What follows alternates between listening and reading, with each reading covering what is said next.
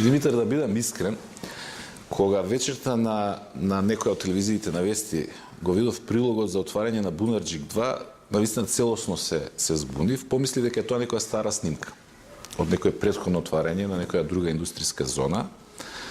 Потоа, кога слушнав што се говори, помислив дека е дури некоја добро организирана и режирана забавна сцена во име на владата на Никола Груевски, бидејќи нема никаква логика, надвор од здрав памет, е да имате индустријска зона Бунарџик 1, која што е зелена ливада, буквално може да се направи голф игралиште тамо, освен две згради и тоа почнати во времето на претходната влада на СДСМ, нема ништо друго.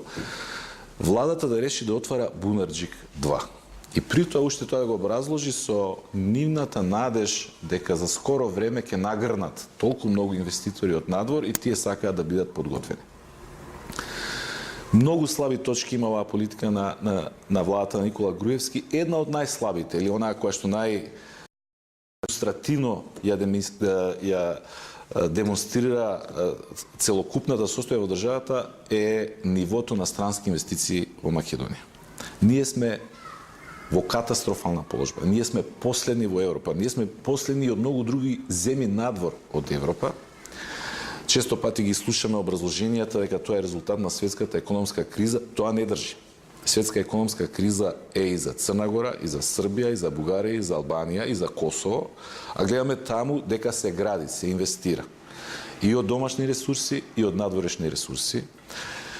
Странските инвеститори ја заобиколуваат Македонија како да е земја во која што владее колера. И тоа е резултат на односот на оваа власт кон инвеститорите. Дури и оние кои што претходно беа дојдени стана мета на непријателски амбиент и напад од страна на актуелната власт. Груевски за 4 години покажа дека е најслаб таму каде што самиот за себе тврдеше дека е најак, дека најлоши резултати постигнува таму каде што тогаш тврдеше и уште се обидува да го лаже македонскиот народ дека имаат најдобри резултати. Велат дека по некакви методологии на пример на Doing Business ние сме на 3-то место во светот во спроведување на реформите и тоа го користат како аргумент за добрата економска политика на актуелната власт и не кажуваат. Не му соопштуваат на македонскиот народ кој е прв, кој е втор, за да знаеме кај се наоѓаме. На прво место е Руанда, на второ место е Киргистан.